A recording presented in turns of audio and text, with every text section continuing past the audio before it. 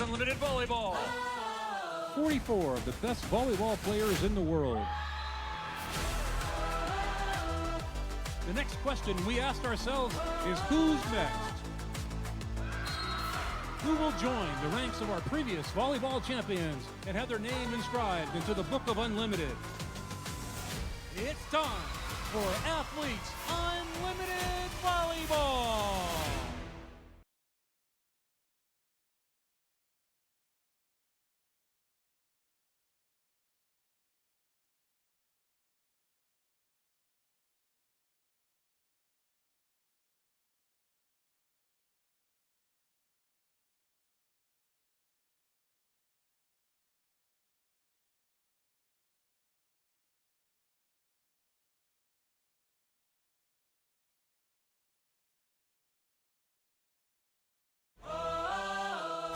To Athletes Unlimited Volleyball.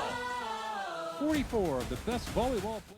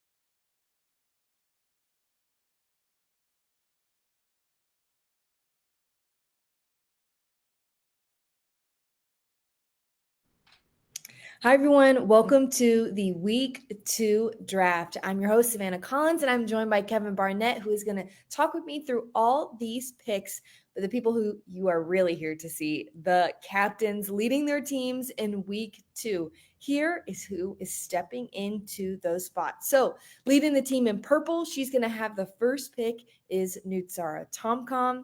Then the captain of the blue team, Kayla Caffey this week. Brittany Abercrombie is going to be in orange, and she is leading that squad.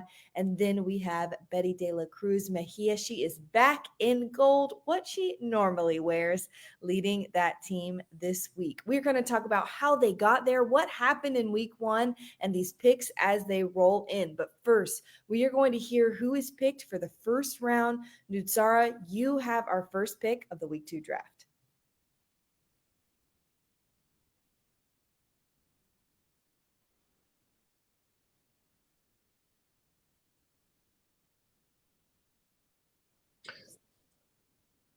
Newt, if you're ready to make your pick, we can't hear you. Oh, I think she's ready now. There we go. We got a thumbs up. My first pick is Maddie Kingdom's Rachel. Maddie Kingdon Rochelle is going to be on the purple squad this week. Outside hitter coming off in that first pick. Kayla, if you're ready for your next pick, take it away. Brooke, please. Brooke Neneviller. Brooke, please. Brooke Neneville coming off. Can we make all our picks like that? I love that. Brittany Abercrombie, you're up next. I picked Danny Drews. Danny Drews heading to the orange squad. And Betty, you've got our last pick of the first round. Let us know. My first pick is Leketor. Leketor member Monet. Okay, that's your first round. We are going to let these captains go to their tables. So they're going to get together with their first picks. And as the rest of their picks roll in, they'll be together and able to chat and make those decisions as a team. So we're going to say bye to them for now, but we will see them again. They're going to join us at the end of the draft and have a little bit of a chat with us through their teams and the picks that they made. Kevin, let's talk a little bit about week one. We both got to see all of those games. We were on the broadcast, looking through the stats, talking through those storylines. What was your big takeaway from the first three games of the 2024 season? Who let Betty do that? Yeah. That's my major takeaway. Who let Betty have all those players? How were the values set in the preseason, in the scrimmages, and who didn't know that that was going to be an overpowered team? That team really performed. I think it's no surprise to see purple atop the entire group. Definitely. You know, she had that number one pick because of her ranking from the 2023 season. So she was the kind of lowest ranking player from the previous season. So that put her in the purple jersey. And I think having that first pick and getting to be with Brittany Abercrombie was huge. Also, just a little note to our fans tuning in right now. If you're watching on Facebook Live, if you want to, come on over to the VRTL platform. We're going to have some more fan engagement opportunities for you. The event link is pinned in the comments. That's how you're going to be able to ask questions in the chat, which if you have them, start firing away, and then be able to submit those questions to the captains once they rejoin us, and enter to win a private one-on-one autograph session immediately following the captain's panel. So it's going to be one of those four that you're going to get to chat with. So that's coming up once these picks start rolling in. Kind of looking at this first round, you know, as we're seeing who comes off the board, we talked about it yesterday of having four different positions in the captain's chair is so cool. It is very cool, but I had drawn up my projected first round picks, and I thought the outside hitters were going to be at a premium. 100% they were, and they went in the exact order that I had written them down. There's no doubt a pretty good quality difference when it comes to those four women. They have excelled at that position, and I'm watching a couple other picks drop in now. It's already quite interesting. Savannah, Natalia Valentin Anderson going at the next pick for Betania de la Cruz. So that one doesn't surprise me because I don't feel like Betty was willing to give up the connection that she has with Natalia. Even when they are opponents, they are constantly chatting. They're just such great friends. And I think to see Betty in a position to succeed, it so often depends on her setter. She's great, but I think no matter what, Betty is great every game, every night. No matter the circumstances, but when she gets in those setter situations, I feel like that's what sends her over the edge and kind of puts her in that unstoppable category for me is how I would describe her. Yeah, she does value her setter, and that's not true of everybody. Not everyone thinks that the setter matters that much, but absolutely, Betty does put a lot of value in having the right setter. Molly McCage off the board next for Team Abercrombie, also interesting there. So you have an opposite, you then go to the outside and back to the middle. Certainly a value for offense for Brittany Abercrombie to start. And now Kelsey Payne, mover of the week. Kelsey Payne, there was no stock you should have invested in more at the start of the season than Kelsey Payne. Yeah, she was such a standout to me. 21 kills. She averaged 2.63 kills per set. What a difference maker she was in that second game for her team. To me, she's just got some firepower. And I think coming out of week one, a big question that I had is who or what is going to be the role of the opposites. It's the position that we talked about the most, that we felt like had a major upgrade and had become so competitive this season. I personally didn't think that they were as involved as I would have liked them to. I would have liked a lot of those opposites to have more attempts, but the one that just came off the board and is going to Team Nootsara and Kat Bell, she was a superstar. 73 attempts. She was the most involved opposite aside from Abercrombie. 27 kills. She wowed me in week 1 for sure. Certainly, Team Nootsara now has taken a couple of offensive picks in Maddie and Kat Bell. So they have the offense. Now they're going a little more defense with Tori Dixon, who's been in that blocking role, a lot of defense at the net. I think the opposite spot is one to watch throughout the season and how quickly it goes. Those are my top 2 opposites off the board. I think also Willow Johnson put her stock up after last night. She's been hitting some good balls, but finally started getting on a roll and getting some kills last evening.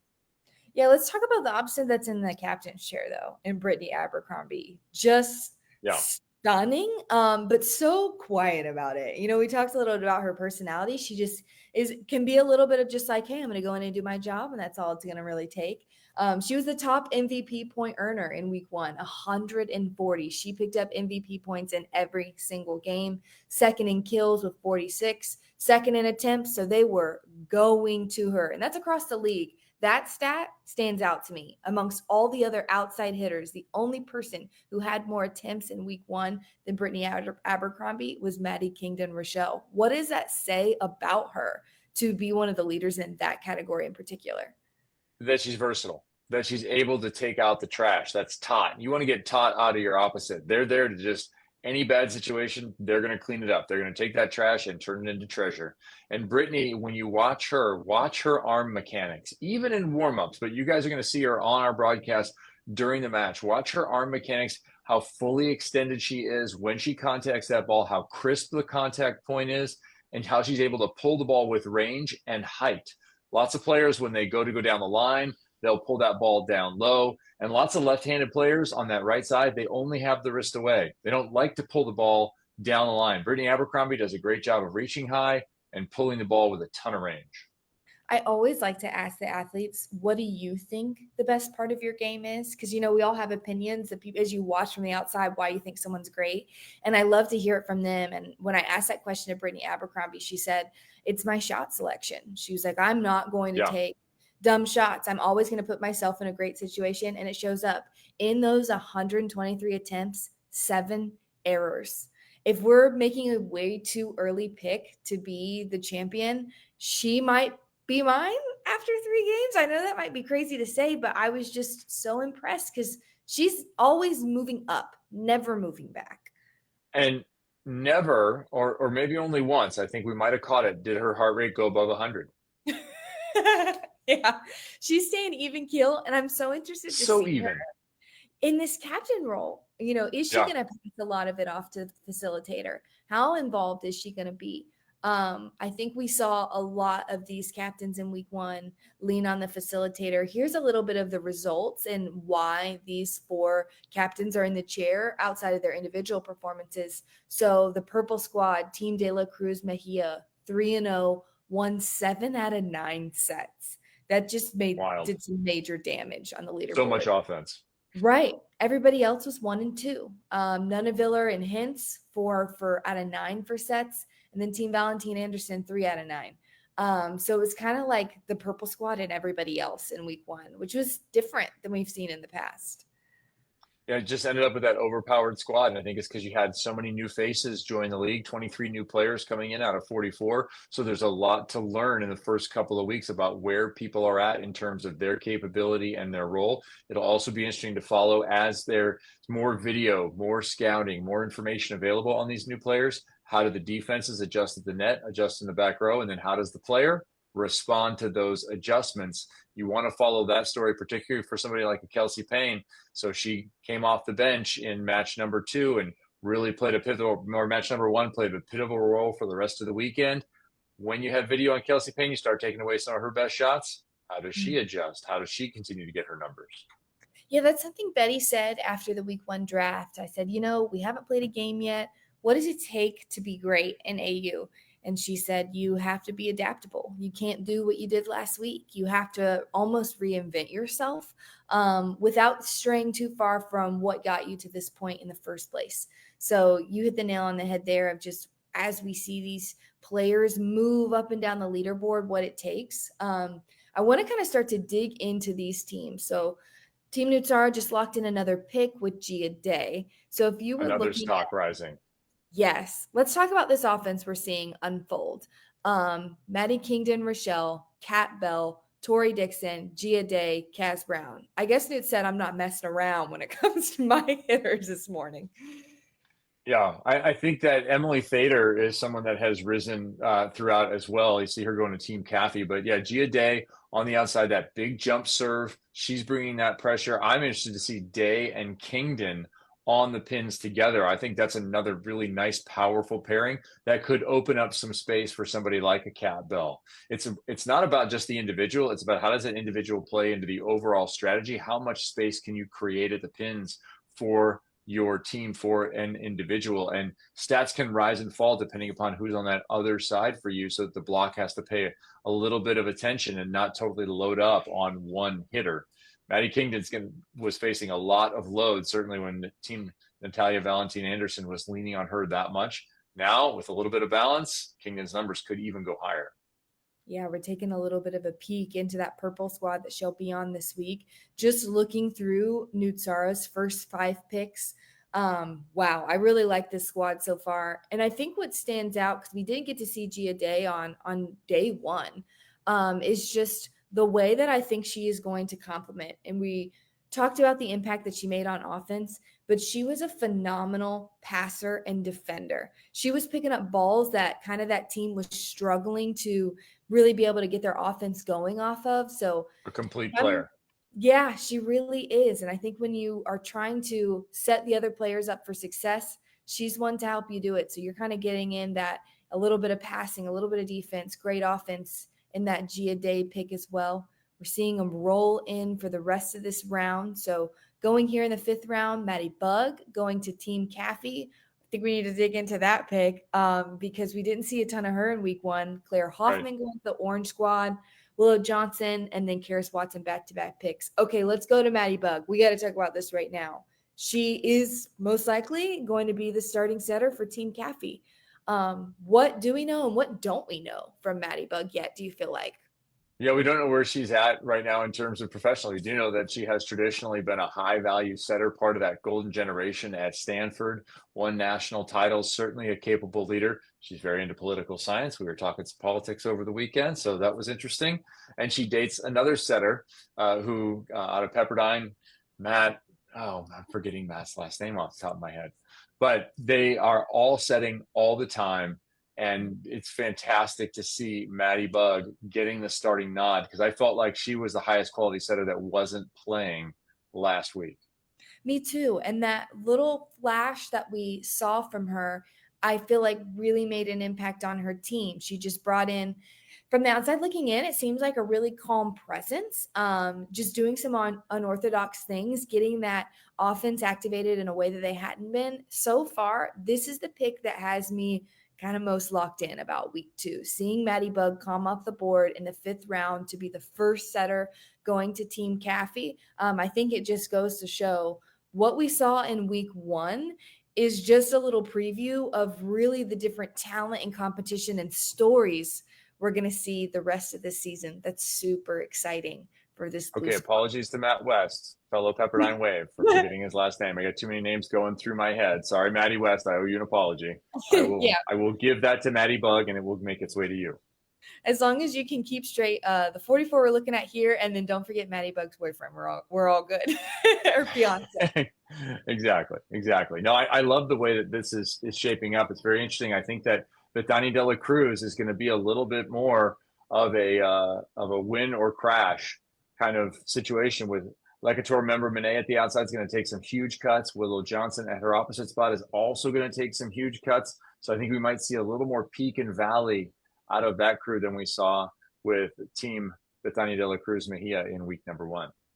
Definitely. I'm as I'm looking at these pieces that she has put together through 6 picks, I'm trying to envision the way that I see them working together. What we saw from Lecator member Monet was just so promising in week 1, just looking through her stats and what she was able to do. Something I think about this team that's starting to stand out is I think this is going to be a great passing team. With Lecator, she passed really well, 56% positive on 64 attempts, then along with her 26 kills. You get stellar defense from Natalia, and then Manami Kojima. Holy smokes. You may not get a kill against Yeah. this team. I think that may be something that Betty has really prioritized. One thing I can say from her huddles in week 1 is that was what she often wanted to win. We always talk about the serve pass, but she just wanted her teams to be great in transition. I think she's definitely set herself up for that so far in these first couple picks, and how we're starting to see this team shape. I think people that overperform their value or maybe increase their stock the most, we mentioned a number of them, Gia Day being one of them, Kelsey Payne, also Manami Kojima at that position. We knew she was good. How good, we didn't know. Outstanding. And you see her pairing again with Betania de la Cruz. But there were a number of players, Lecator member Monet, who we've talked a lot about, who have really shown that they're of a level that maybe wasn't immediately obvious when their name popped into the roster for 2024 Athletes Unlimited Pro Volleyball. Totally. The thing that comes to mind about Manami is hearing her opponent's huddles and them saying, stop serving to her. Correct. Stop hitting Never serve her. All you're doing is setting that team up to have a perfect pass. And with this kind of offense, if that's the position that they're in, I think we could see this gold team and Betty yet again be pretty deadly when it comes to picking up set and win points. We haven't talked about the orange squad too much yet. I'm trying to kind of think about what maybe were some priorities for Brittany Abercrombie. Anything left-handed people. Say that again? Left-handed people. Top 2 people are left-handed. That was the priority. How does that challenge a defense, do you think? It's something you don't see often. And sometimes you see teams over the course of a season who don't have it in their gym and then have to face off with a lefty. They have a difficult time prepping for that. Here, you're going to get a lot of left-handed swings. You're going to get a lot of demand. You might be able to speed up the offense even a little bit to Brittany Abercrombie. We saw her a few times go very quick. It doesn't always have to be high with her arm mechanics. So I'm interested to watch the power there. Abercrombie and Drews are a couple of really high volume hitters. So how do you then work in a Claire Hoffman on the other side and keep her in rhythm? How do you get the middles involved? Molly McCage, of course, a very offensive-minded middle. Lauren Page is looking like they're going to be the other middle there. Sydney Hilly has a really difficult job here to balance that offense with those top 2 being so used to getting so many swings. Yeah, looking at these tools offensively, I'm excited that Sydney Hilly is the one who gets to figure that out. We saw her earn MVP 1 because of how dynamic of an offense she put together at times in week 1 with her team. I think she just has this ability to make really smart decisions, but also to put people in positions to win the point. I think that's what stands out to me about Sydney the most in her game is she gets people one-on-one a lot. She puts them in situations where the block is just not ready. So I'm excited to see and totally understand why, she's one of the first setters off the board here as we're looking at these picks starting to roll in.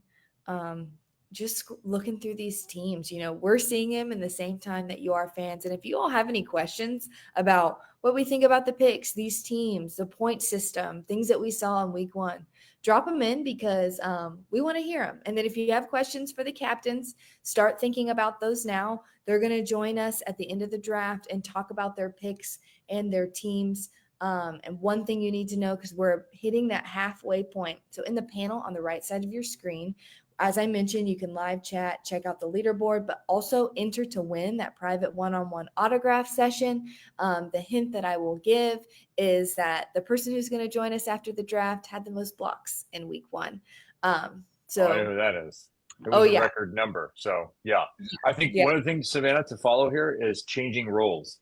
So we mentioned Gia Day moving up the depth chart with Team Nootsara. Well, they also drafted Lindsay Vanderweide, who was a starter in week 1 with Brooke Nunneviller's squad, and now she's going to be in that reserve role. Same thing for Marley Montserrat. She was in that starting role Now she is behind Maddie Bug, at least in draft order. We're expecting to see Bug start over her. So how do those players handle the fall? I think it's a lot easier to always handle the rise as you get more opportunity, more sets, more chances to play, move into the starting lineup. But how do you handle it as a player as you move down out of the starting lineup and you're forced to come in or seek your position back over the course of a weekend in those 3 matches? Yeah, season after season, and this is even outside of AU volleyball. I think that's something that is really a thread that connects all the AU sports because of the draft system and not having coaches, just having facilitators. Your kind of role on a team can consistently change, and really how you respond to that can determine a lot, not only your leaderboard position, but what happens with your teams and how kind of your story within a season. We're seeing that a lot in this draft in particular. I want to come back to Lindsay van der Weide because I feel like we have moments from her where we see how effective she can be as an outside hitter. Kind of had those bright spots throughout week 1. What is it that you think she needs to be her best self, especially offensively? She has to stay behind the ball. I think in match number 1, we saw her under the ball a little bit. And when she's behind the ball and can get the full force of her approach and her strength into the ball, I think she's maximally effective there. And I'd also like to see her take a little bit more risk. I think she manages swings a little too much. And that's always a blend in modern volleyball is, do you just chip the ball in? Brittany Abercrombie saying my shot selection is key. She's not making a lot of mistakes. Lindsay van der Weide, I think as she gets off the net, even just 3 feet, she doesn't hit the ball nearly as hard. I'd like her to stay back a little bit, stay behind the ball, and even 3 or 4 feet off with the set. I'd like to see her crank on it because I think she's fully capable of getting kills from that spot rather than rolling, shooting, tipping, going with something off speed. I love that. Yeah, saw a lot of roll shots from Lindsay van der Weide. Another person on this purple squad that's coming in there and is going to be together again is Alicia Childress. It was interesting to see Nootsara and Alicia balanced by Betty last week. What do you think that says about Nootsara as a setter using one of her picks? We're right here in the 7th round on another setter. I think that really speaks to the relationship she has with Alicia and the way that they can come in and change the course of a game because they are so different. What do you think about that? That's interesting to me. So here's Nootsara understanding how the system works, right? You think it's about individual stats. It is, but not majority. It's majority about team success. And we saw Alicia Childress go across the front row for Nootsara for a little bit bigger size throughout many of the matches, many of the sets. Nootsara not afraid to say, even as the captain, I'm going to sub myself out for a minute for the betterment of the team. I'm going to put Alicia across the front row. We know she can continue to set the offense, but I'm going to give us a little bit better chance of defense at the net. That was something I heard in huddles more than previous seasons because Nootsara and Alicia both have been with us for quite some time, is I would hear opponents really hone in on when Nootsara's front row, we have to take advantage.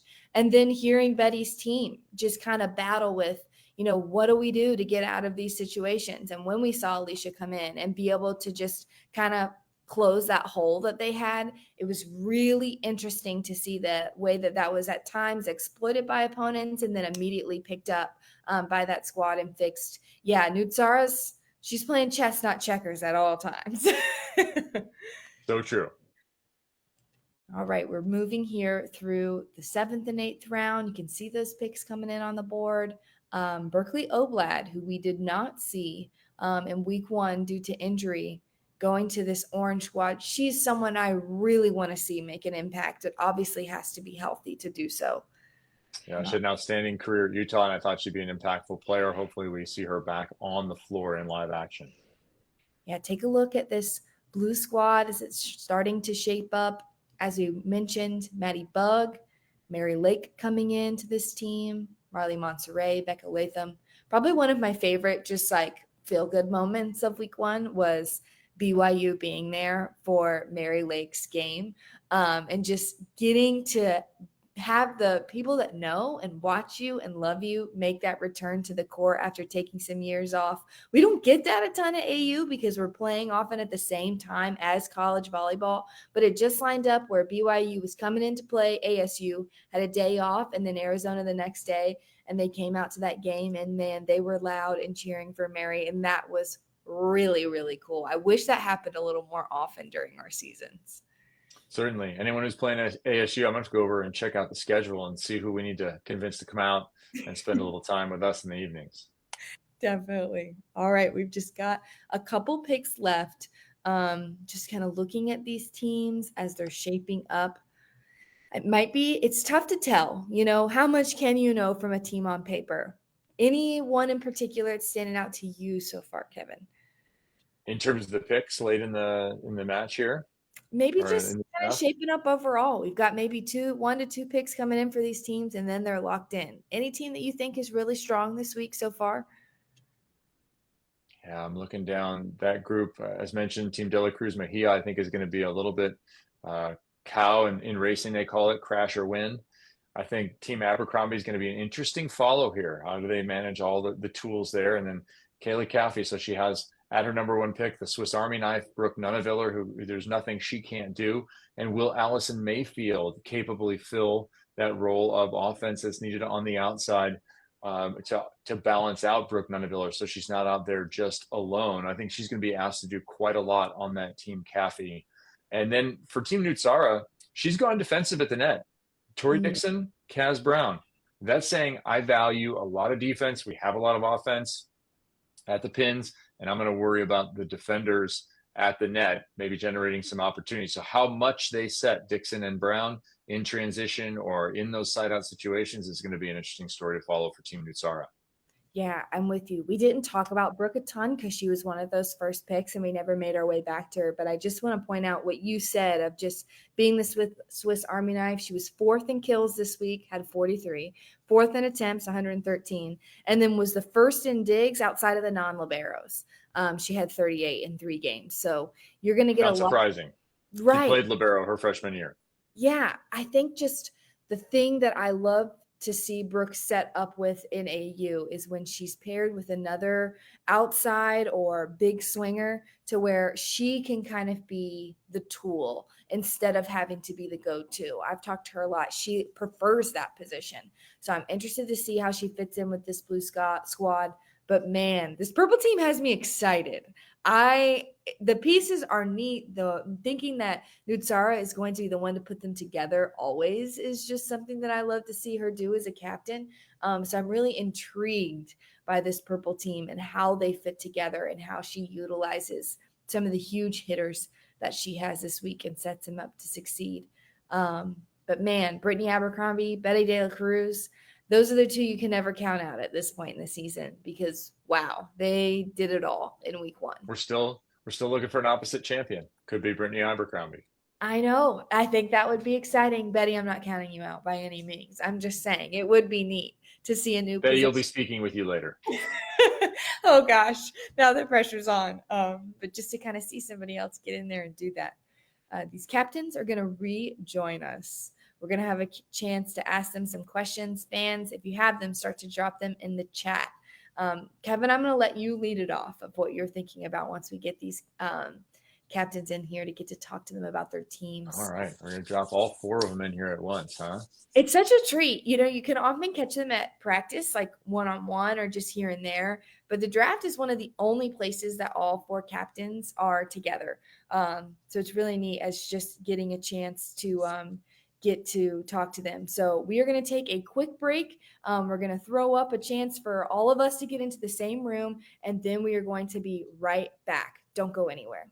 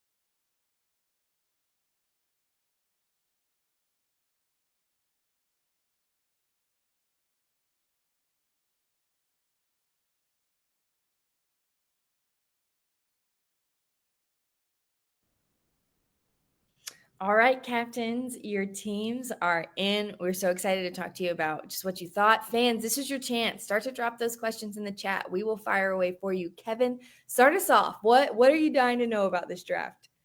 Nootsara, you had the top pick. You had the pick from the 4 top outside hitters who all went 1 through 4. Why Maddie Kingdon Rishel first?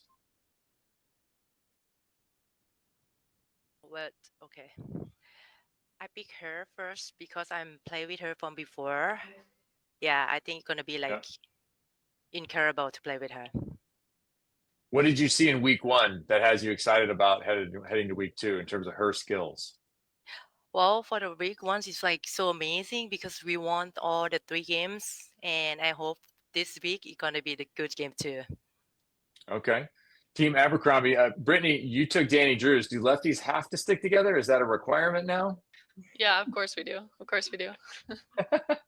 What's different about hitting on the left? You spend 1 rotation over there, but as a lefty, Danny spends all of her time over there. What are the challenges or benefits of that? It's just the way that each person tracks the ball. So sometimes lefties track the ball better on the left side, and sometimes they track it better on the right. So I think it'll be good to have us both on either side. Okay.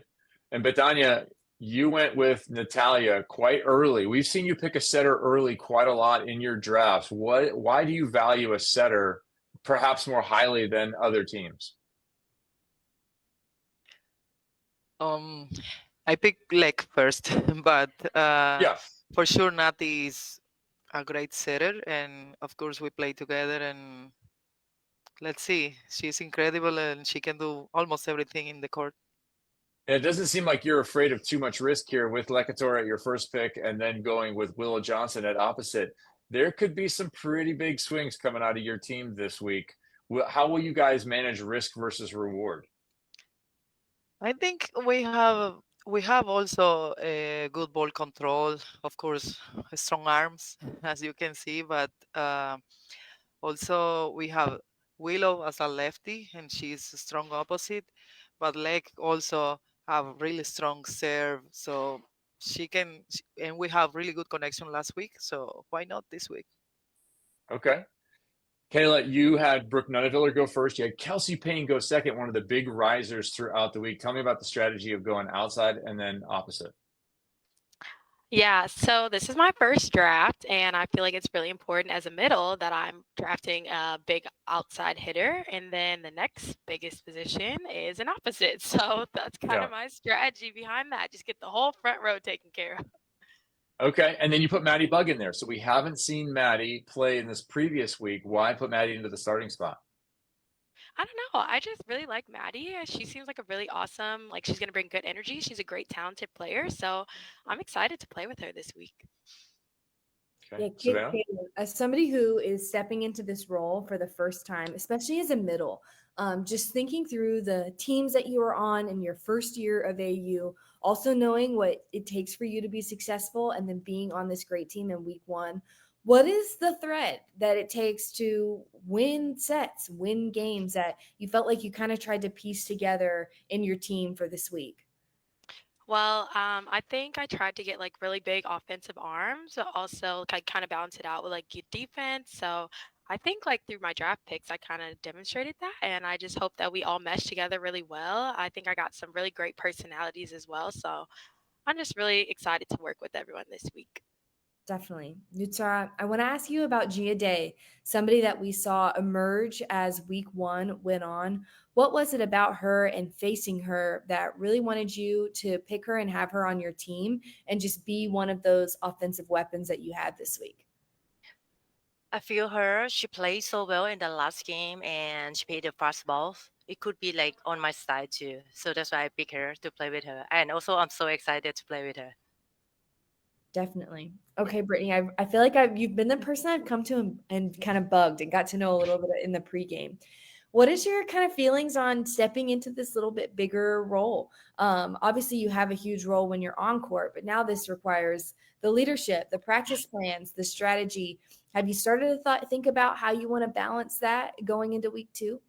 Yeah, I'm looking forward to it. It's going to be a new challenge for sure, but I'm also looking forward to delegating to Dave, and he can also take role as a facilitator, help me plan the practices and not everything has to fall on me. It's a team sport at the end of the day, but I'm looking forward to the opportunity for this leadership and this role. Definitely. Okay, I'm going to come around. This is a question I want to hear from everybody. Just kind of recapping your week 1 experiences. What do you feel like was the biggest lesson you learned, either about yourself or about your team or the system in week 1? Betty, I'm going to come to you first. Oh, I can say the league is short. Like you don't have long time to prepare to know everybody, but the connection what you have in the moment is the most important. And this was what I learned from first week. And our connection was so good, so everything works good. So I think this is the most important thing.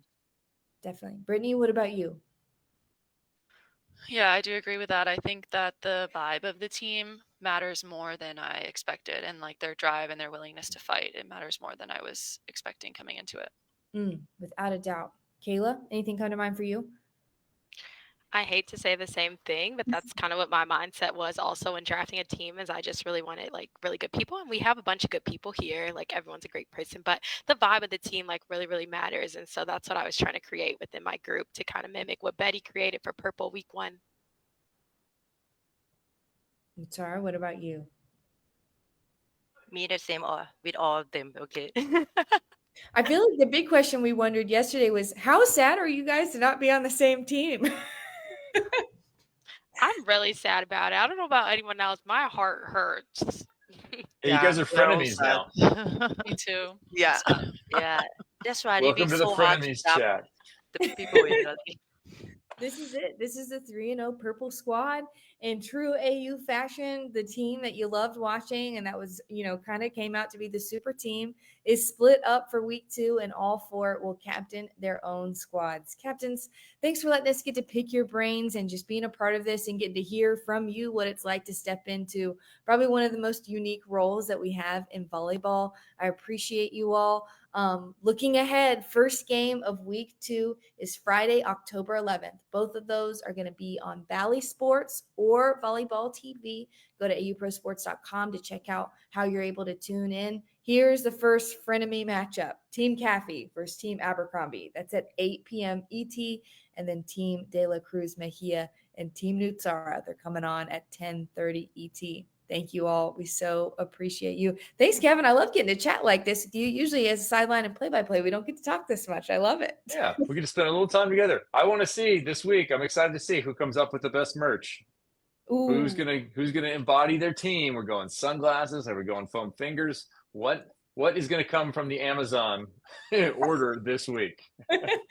I love it. I love it. Fans, thank you for tuning in. This has been your week 2 draft, and we will see you for action on Friday. Captains, thanks again. See ya.